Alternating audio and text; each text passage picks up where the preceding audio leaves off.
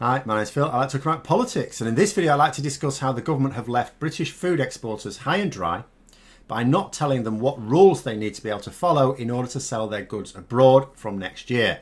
And the deadline for making changes has basically passed. But first, if you'd like to be notified of daily news and politics, please subscribe to the channel and click the bell notification icon. So, obviously Brexit's going to cause an awful lot of problems with importing food into the country, but we've also got problems exporting as well. And as I've painstakingly tried to point out to Brexit supporters over the past year or so, when it comes to trade, importing is essential, of course, but exporting is how you make your money. And it's all very well the government talking about easing the restrictions on EU imports coming into Britain after the transition period, although they are yet to explain how they are going to do that and still comply with international rules.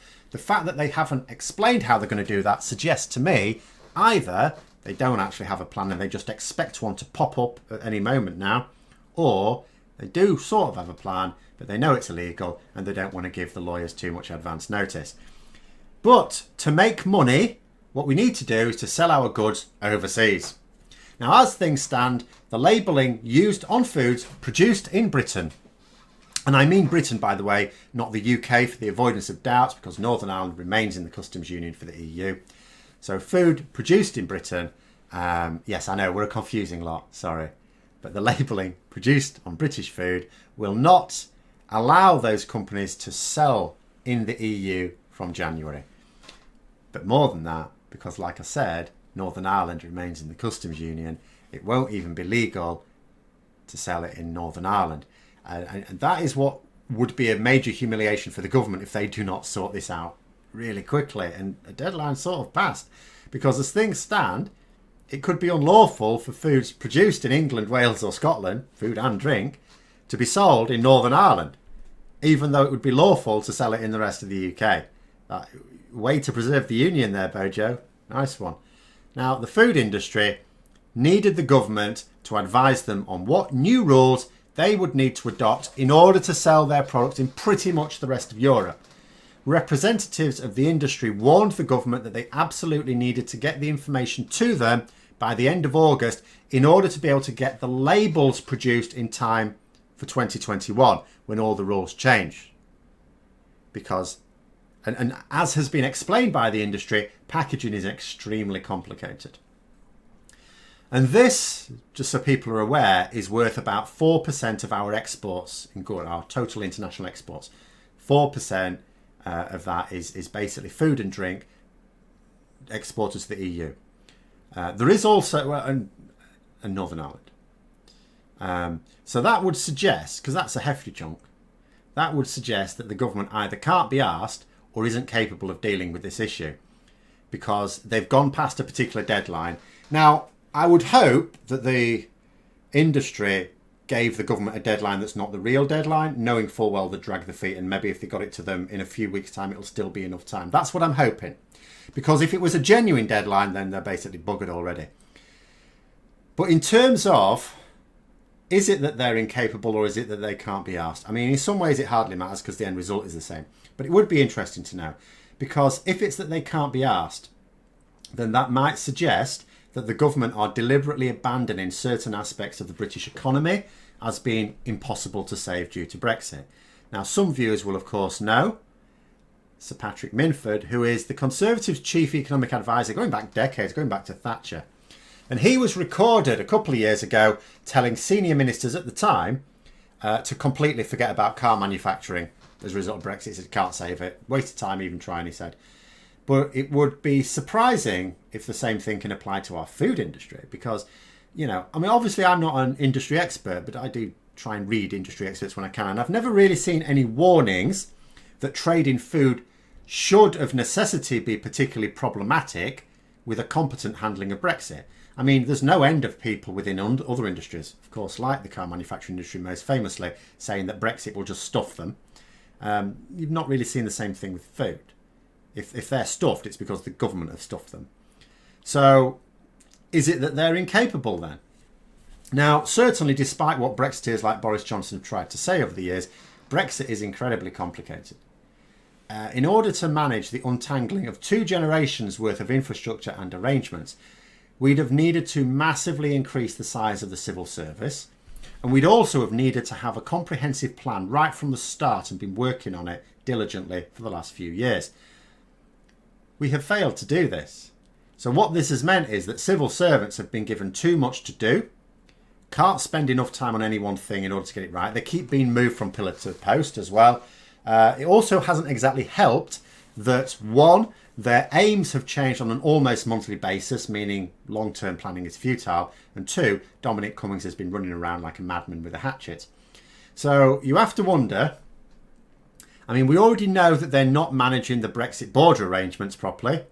See earlier video. The government couldn't even let the food industry know what new rules to adopt in order to be in a position to export from the 1st of January 2021. So what else are they making a mess of? Or to ask a question that I suppose might elicit a shorter answer, is there anything they're actually getting right? Because without even being facetious, and I'll be facetious at time to time, I've yet to see, very genuinely, any implementation of Brexit that is being talked about by the representative industry as in place and satisfactory. Not a single one. Even the poster boy of fishing, an industry worth less than a quarter of the industry I'm just talking about in this video, that the government have just abandoned, whether by accident or design, they're crapping themselves as well. You know, they began, we're told by Brexiteers, oh, the fishing industry is delighted in this. No, they're not. They are absolutely bricking it, because they began the year by asking for exemptions from the realities of Brexit. Oh, you're going to make us exempt, aren't you? But the government have refused to even discuss the matter as yet. So I think they're a little bit concerned. Imagine what a PR boost it's going to be for the Brexiteers if next year we have British fishermen protesting against Brexit. God blimey.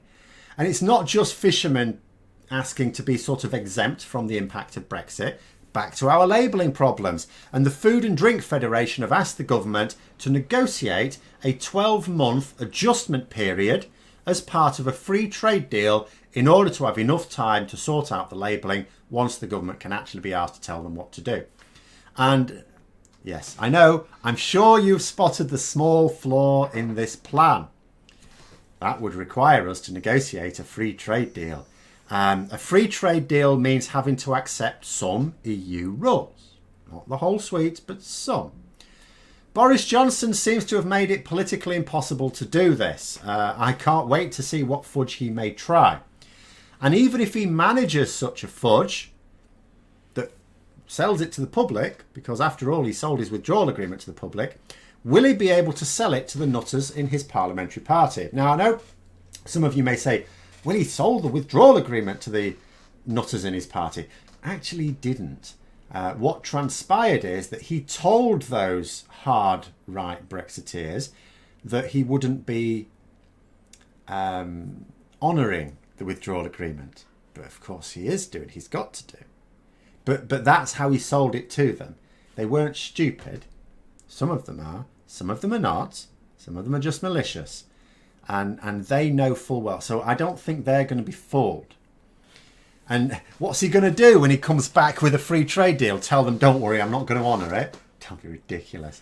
And so, you know, that being said, so let's say he doesn't. So that's what I mean about Boris Johnson. Apparently, I can wait, but apparently he seems to have made it politically impossible to do that. A bare bones deal maybe, full free trade deal? Probably not. But let's say Boris Johnson then doesn't agree something. And he doesn't agree something that allows British food to be sold outside of Britain lawfully. Then he will have broken the promise he made just this week in Parliament, you know, where he said that there would be unfettered trade between Great Britain and Northern Ireland, because there clearly will not.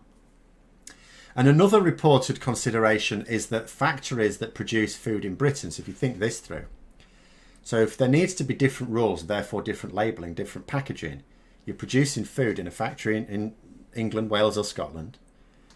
Now, the packaging needed to sell it in England, Wales or Scotland will be different to the packaging needed to sell it in Northern Ireland. So what you do there is you create yourself an extra cost to produce food to then sell in Northern Ireland. Now, I've talked about some of the issues already that are going to exist in exporting food from Great Britain to Northern Ireland, which is raising fears of very serious food shortages for Northern Ireland after Brexit. And some people tried to say in the last video, oh, you know, they'll just have to buy it from somewhere else. I mean, if it were that simple, and I know it would sound simple, if it were that simple, food retailers in Northern Ireland would not be panicking. I mean, I don't think they're as ignorant and as thick as our government. I'm pretty sure they know what they're doing. So if they say that these measures are going to put food supplies at real risk in Northern Ireland, I think they mean it. But anyway, there it is. Those are my thoughts. Let me know yours in the comments below. Hope you found the video interesting. If you did, don't forget to click the like button. If you'd like to support the channel further, please also click the Patreon link for details. And until next time, I'll see you later.